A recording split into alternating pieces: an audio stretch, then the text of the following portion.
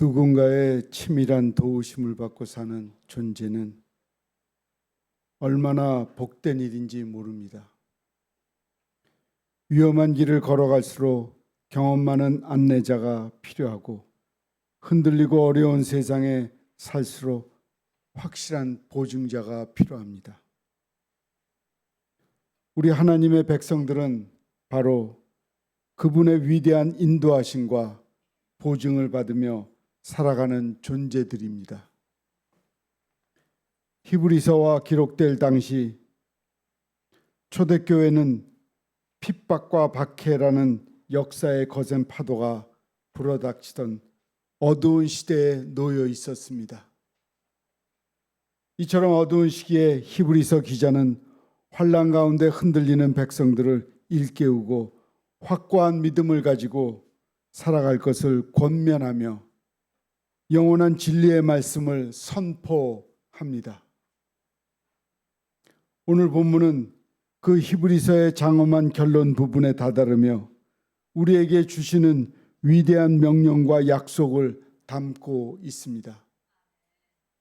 오늘 이 시간 히브리서의 권면을 함께 묵상하는 가운데 하나님께서 우리 모두에게 크신 은혜를 베풀어 주시기를 바랍니다. 첫째로 오늘 본문 말씀은 우리에게 형제를 사랑하라는 권면을 주십니다. 본문 말씀 1절입니다. 형제 사랑하기를 계속하고, 여기서 사용된 원어는 필라델피아입니다. 형제 사랑하기를 계속하라 혹은 중단하지 말라는 이 말씀은 핍박받는 신앙 공동체가 든든히 세워지고 건강해지는데 필수적인 능력이 됩니다. 앞선 10장에서도 서로 돌아보고 격려함으로 공동체를 세울 것을 권고했고, 사도 바울은 로마서에서도 형제를 사랑하여 서로 우애하고 존경하기를 서로 먼저 하라고 외쳤습니다. 데살로니가 교회 또한 하나님의 가르치심을 받아 이 형제 사랑을 신실하게 실천했던 위대한 믿음의 공동체라고 소개합니다. 인간이 가진 사랑은 매우 제한적이고 추상적인 겁니다. 그러나 하나님께로부터 주어지는 사랑은 구체적인 행동입니다. 사랑한다는 것은 곧 서로를 돌보아 주는 것, 도움이 필요한 자들에게 작은 것이라도 나누는 것입니다. 그리고 이것은 모든 교회에 주어지는 의무입니다. 당시 초대교회에는 핍박을 피해 떠도는 나그네들, 가족을 잃고 슬픔에 빠진 자들이 많았습니다. 그런데 오늘 성경은 과거 아브라함이 낯선 나그네를 대접하다가 부지 중에 하나님의 천사들을 대접하는 복을 누렸던 것처럼 갇힌 자와 병든 자를 돌보고 환대하는 것은 곧 예수님의 가르침에 순종하며 그분의 십자가 고난에 동참하는 위대한 능력이라고 말하고 있습니다. 둘째로 이어지는 5절과 6절의 말씀은 자족하며 신뢰하는 믿음에 대해 선포합니다. 5절입니다. 돈을 사랑하지 말고 있는 바로 족한 줄로 알라. 그가 친히 말씀하시기를 내가 결코 너희를 버리지 아니하고 너희를 떠나지 아니하리라 하셨느니라. 하나님이냐 돈이냐? 우리는 현실의 거센 풍랑 속에서 이 질문 앞에 자주 흔들립니다. 세상 사람들의 삶을 보십시오. 그들은 대개 물질 만능주의, 물질 최고주의의 세상의 일반적인 수준에 맞추어 살아간다고 합니다. 돈이 삶을 유지해주고 풍족한 행복을 가져다 줄 것이라고 믿기에 수단과 방법을 가리지 않고 돈을 쫓으며 그것을 얻지 못하면 쉽게 절망하여 생을 포기하는 얕은 수준에 머무르고 있습니다. 그러나 하나님께서 우리를 창조하시고 부르신 목적은 그런 물질적 수준에 머물게 하려는 것이 아닙니다. 1세기 그리스도인들에게 그리고 오늘 우리에게도 하나님의 말씀은 단호합니다. 돈을 사랑하지 말고 있는 말을 족한 줄로 알라. 행복은 넉넉한 물질에 오는 것이 아닙니다. 참된 행복은 우리의 삶의 영원한 공급자 되시는 하나님을 굳게 신뢰하는 자족하는 마음에서 비롯됩니다.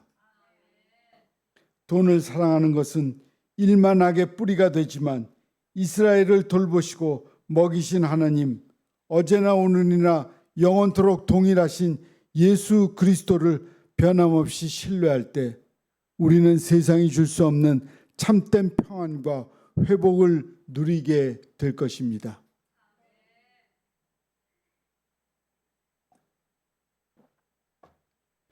마지막으로 본문 15절과 16절은 우리가 드려야 할 찬미의 제사에 대해 말씀합니다. 15절입니다. 그러므로 우리는 예수로 말미암아 항상 찬송의 제사를 하나님께 드리자. 이는 그 이름을 증언하는 입술의 열매니라.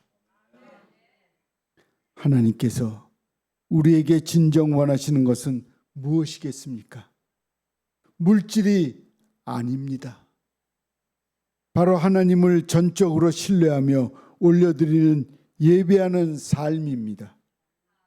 놀라우신 하나님으로 인해 영적 충족과 풍요함을 누리며 찬미의 제사를 드리는 것은 성도에게 있어 가장 위대한 특권입니다. 그렇다면 하나님께서 원하시는 찬미의 제사는 무엇입니까? 16절입니다. 오직 선을 행함과 서로 나누어 주기를 잊지 말라. 하나님은 이 같은 제사를 기뻐하시느니라. 하나님께서 원하시는 예배는 우리가 교회에 모여 함께 드리는 예배뿐만 아니라 각자 삶의 자리에서 선을 행하며 하나님의 영광을 나타내는 모든 것을 말합니다. 예배당에서 고백이 이웃에 대한 사랑과 나눔의 행동으로 결합될 때 비로소 하나님을 기쁘시게 하는 참된 교회가 되는 것입니다. 그리고 하나님께서는 이러한 예배를 우리에게 원하고 계십니다. 고통과 핍박 속에 있던 초대교회 성도들을 보십시오. 그들은 그 처절한 역경 속에서도 찬미의 제사를 드림으로써 하나님을 믿는 사람들의 삶의 차원이 얼마나 높고 위대한지를 세상에 똑똑히 보여주었습니다. 이것이 바로 이웃사랑이라는 율법의 완성이며 우리를 높은 곳으로 다니게 하시는 주님의 은혜입니다. 제2차 세계대전이 한창이던 시절 동경에 살던 한 목사님의 어린 시절 고백이 있습니다. 전쟁의 불길을 피해 이리저리로 도망 다녀야 했던 그 끔찍한 시기, 하늘에서는 적군들이 낙하산을 타고 내려오고 비행기에서는 폭탄이 비오듯이 쏟아졌습니다. 그런데 참으로 이상한 일입니다. 어린 시절에 이 목사님은 전혀 불안해하지 않았고 오히려 호기심에 차서 그 끔찍한 전쟁터를 구경까지 했다고 합니다. 그저 철부지일까요? 아닙니다. 훗날 목사님은 자신이 조금도 두려워하지 않았던 단 하나의 이유를 이렇게 고백합니다. 그 캄캄하고 위험한 곳에 나의 부모님이 나와 함께 계셨기 때문입니다. 아무리 평안한 거리를 걸어도 부모의 손을 놓친 아이는 불안과 공포에 떨 수밖에 없습니다. 그러나 폭탄이 터지는 끔찍한 도시 한복판일지라도 나를 지키는 부모님이 곁에 계심을 확실히 믿는다면 그 심령은 안전한 높은 곳에 머무르게 되는 것입니다. 하나님께서 함께하는 자에게 오직 평안과 기쁨만이 가득한 이유가 바로 이것입니다.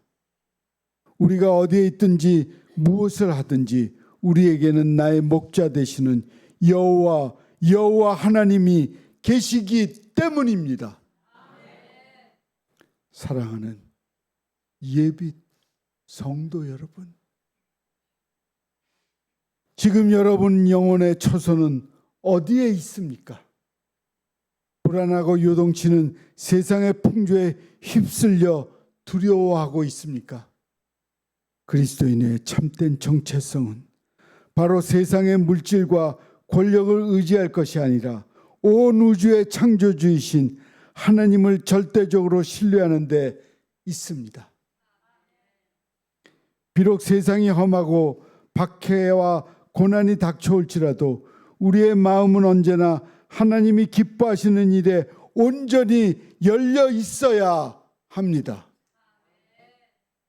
하나님께서 오늘 우리 한 사람 한 사람에게 이 굳건한 믿음을 부어주셔서 세상의 수준에 머물지 않고 위로부터 내리시는 크신 권능을 입기 원합니다. 하나님의 철저한 인도하심과 보증을 신뢰함으로 어떠한 역경 속에서도 기쁨으로 찬미의 제사를 올려드리며 이 민족과 세상을 구원해내는 그리스도인들이 다 되시기를 주님의 이름으로 간절히 축원합니다. 아멘.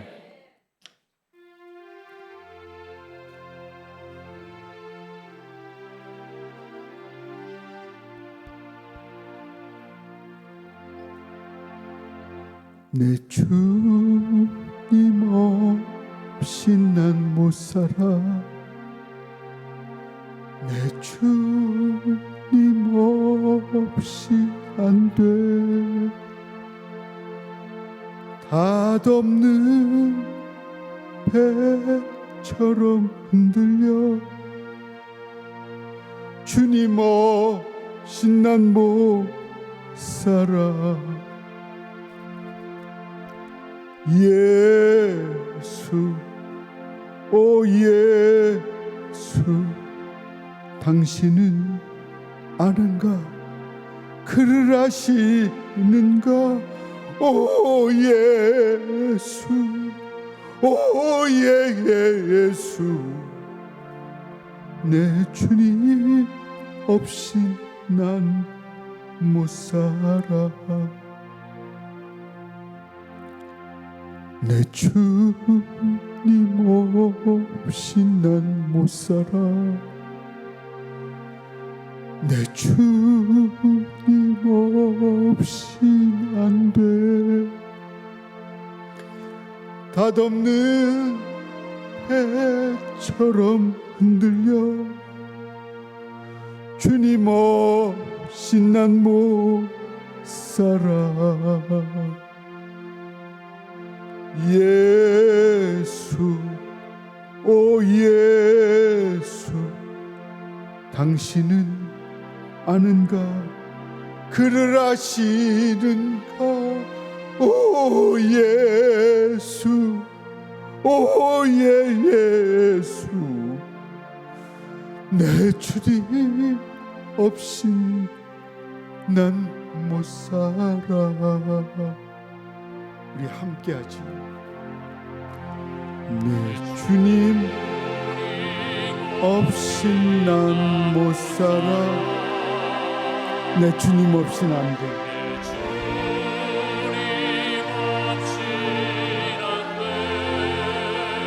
닷없는 배처럼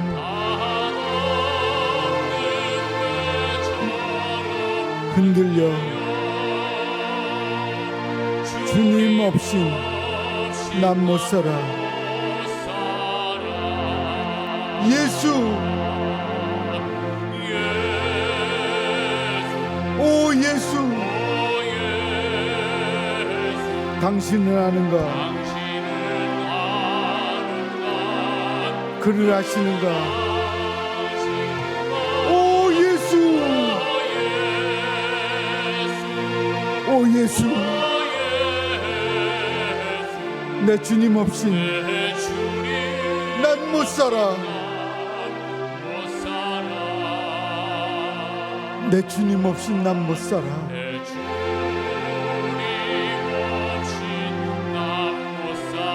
내 주님 없인 안 돼.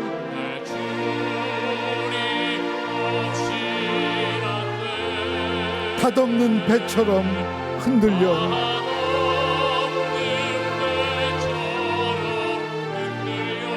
주님 없이 난 못 살아.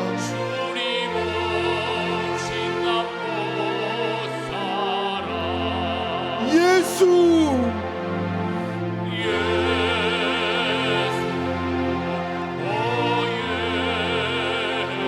당신은 아는가?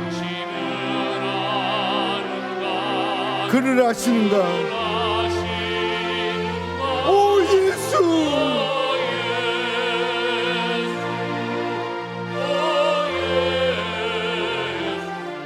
내 주님 없이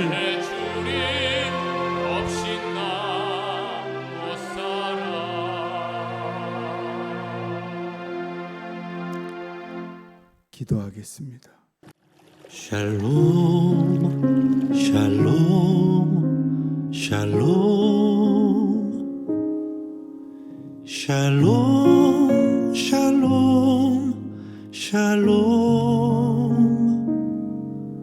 내니 두려워 말아라 나의 아들 나의 딸아 안심하라 샬롬 샬롬 샬롬 샬롬 샬롬 샬롬 나의 평안을 주노라 세상과는 다른 평안 두려워